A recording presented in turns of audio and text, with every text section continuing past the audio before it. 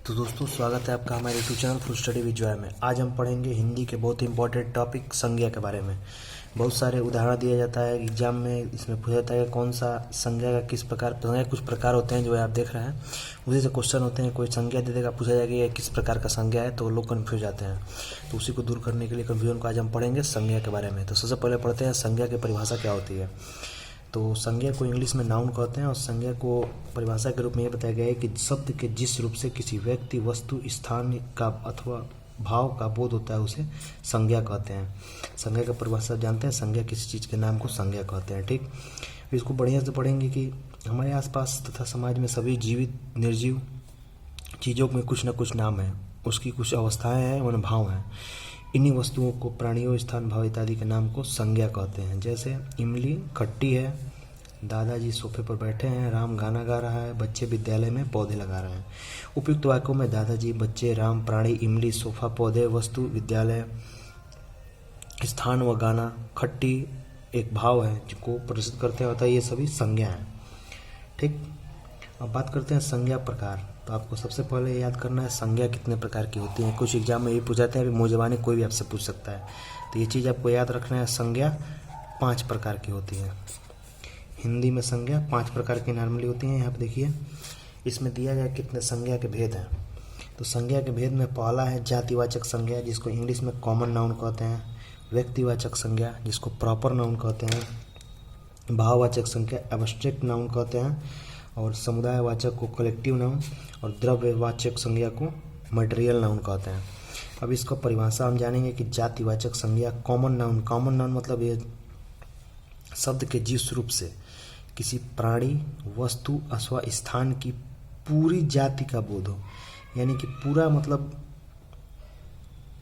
एक ग्रुप का, मतलब जैसे मान लीजिए गांव है तो गांव में कई लोग रहते हैं, बालक हो गया तो कई बालकों को होते हैं, खिलौना मतलब कई, पूरा ग्रुप मतलब पूरी जाति का इसमें बोध हो जा रहा है, तो उसी को जातिवाचक संज्ञा कहते हैं, कॉमन नाउन कहते हैं। जैसे उदाहरण में दिया है कि राम गांव में रहता है, बालक खेलना है, तो इसमें दिया है कि उपयुक्त वाक्यों में गांव, बालक, खिलौना, व्यक्ति व वस्तु किसी सामान्य जाति को प्रदर्शित करते हैं, अतः ये सभी जातिवाचक संज्ञाएं हैं। ठीक, अब बात करेंगे व्यक्तिवाचक संज्ञा की, जिसको प्रॉपर नाउन इंग्लिश में कहते हैं।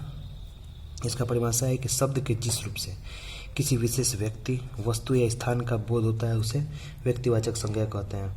व्यक्ति में ये होता है कि जैसे इसमें विशेषता इसमें बताई जाती है। पंडित जवाहरलाल नेहरू स्वतंत्र भारत के प्रथम प्रधानमंत्री थे। भगवत गीता एक पवित्र ग्रंथ है, तो इसमें भगवत गीता एक पवित्र ग्रंथ है, इसमें प्रथम प्रधानमंत्री थे। पवित्र तीर्थस्थल है, हरिद्वार तीर्थस्थल तो है लेकिन पवित्र है। उपयुक्त कथन में पंडित जवाहरलाल नेहरू विशेष व्यक्ति का नाम है। इसी प्रकार भगवत गीता विशेष वस्तु व हरिद्वार विशेष स्थान का नाम है, अतः ये व्यक्तिवाचक संज्ञाएं हैं। तीसरा आता है भाववाचक संज्ञा, इसको एब्स्ट्रैक्ट कहते हैं। इसमें सबसे चीज़ आती है भाव, इसमें भाव आ रहा है, तो इस शब्द को आप ध्यान में रखिएगा।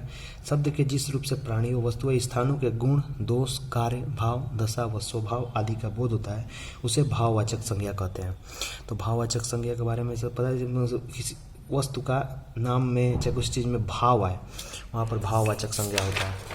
इसमें देखेंगे भाववाचक संज्ञा का परिभाषा क्या दिया है। यहाँ पर देखिए भाववाचक संज्ञा में अब दिया है कि मनोज बहुत दयालु है, मेरी दादी की कमजोरी उनकी बीमारी का कारण है, अत्यधिक गर्मी की वजह से राम ने ठंडा शरबत पिया।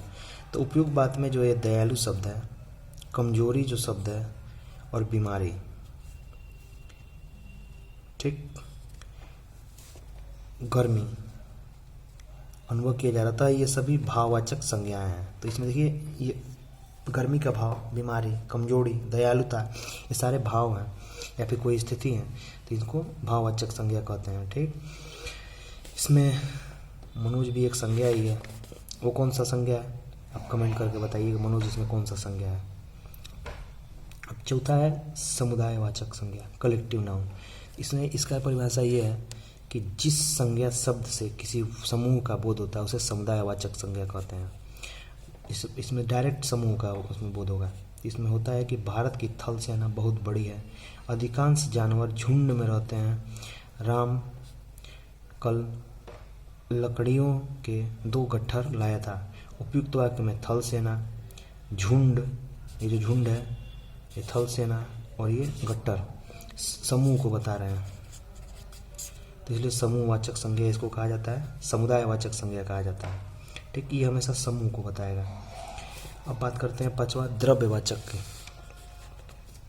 मटेरियल नाउन, ये हमेशा कोई सामान होगा, वस्तु होगा, जिसको इसमें होता है कि जिस संज्ञा शब्द से किसी पदार्थ, वस्तु, धातु आदि का बोध होता है उसे द्रव्यवाचक संज्ञा कहते हैं। जैसे 5 किलो चीनी दीजिए, यहाँ कड़ा चांदी का है, कार पे 1 लीटर पेट्रोल डाल दो।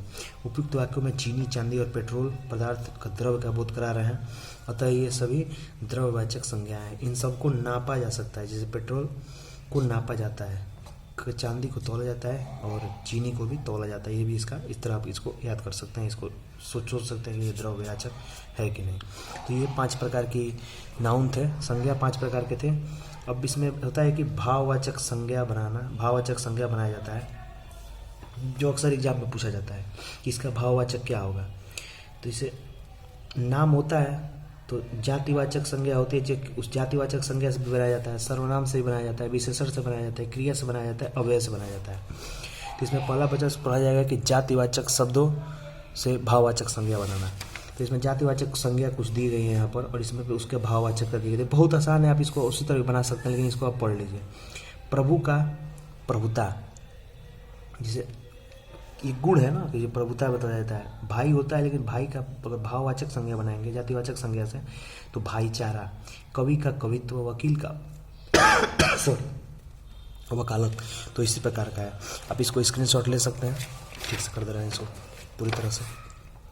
इसको आप स्क्रीनशॉट ले लीजिए, ये सामने सामने दिया गया। अब इसको याद कर, शिशु का युवक का यौवन, बूढ़ा का बुढ़ापा, मतलब ये स्थिति है या फिर भाव है, उसी चीज़ को भाववाचक संज्ञा बनाया गया है।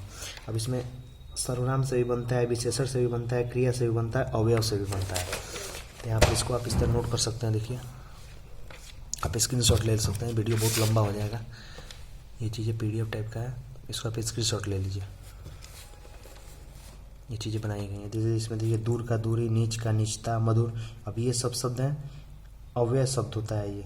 धिक, नीचे, नीचाई, बाहर, बाहरी, एक, एकता, इसमें दिया गया। ठीक, अब आप पूरे चैप्टर को पढ़ लीजिए। तो आपके लिए 4 क्वेश्चन है, इन 4 क्वेश्चन को आप खुद देखिएगा, आप इसका आंसर दे पा रहे हैं कि नहीं। पहला क्वेश्चन है कि संज्ञा किसे कहते हैं, किन 4 उदाहरणों द्वारा समझाइए। संज्ञा कितने प्रकार की होती हैं, विस्तार से समझाइए। द्रव्यवाचक और समुदायवाचक संज्ञा में अंतर बताइए। द्रव्यवाचक बताया होगा ना, समुदायवाचक समुदाय का बोध कराती है। भाववाचक संज्ञा कितने प्रकार से बनाए जाते हैं, प्रत्येक के 2-2 उदाहरण देकर समझिए। थोड़ा टफ क्वेश्चन है, जो मैंने स्क्रीनशॉट लेने को बोला उसी से बनाया जाता है। स्वभाववाचक संज्ञा बता दे रहा हूँ, 5 तरीके से बनाए थे, एक बार दोहरा देता हूँ, ये थोड़ा कठिन है। जातिवाचक संज्ञा से, सर्वनाम से, विशेषण से, क्रिया से, अव्यय से, 5 प्रकार से। यहाँ पे भी 5 आपको याद करना है, और ये भी 5 प्रकार के होते हैं, ये याद करना है। तो इजी क्वेश्चन था, ये टॉपिक था संज्ञा, इसको पढ़ लिया आप। अब नेक्स्ट टॉपिक कल पढ़ेंगे हम लोग सर्वनाम। तो अगर सर्वनाम आपको पढ़ना है तो वीडियो को लाइक कर दीजिए, शेयर कर दीजिए, सब्सक्राइब करिए, और अपने क्लास के सारे बच्चों के पास शेयर कर दीजिए। अच्छा लगे तो धन्यवाद।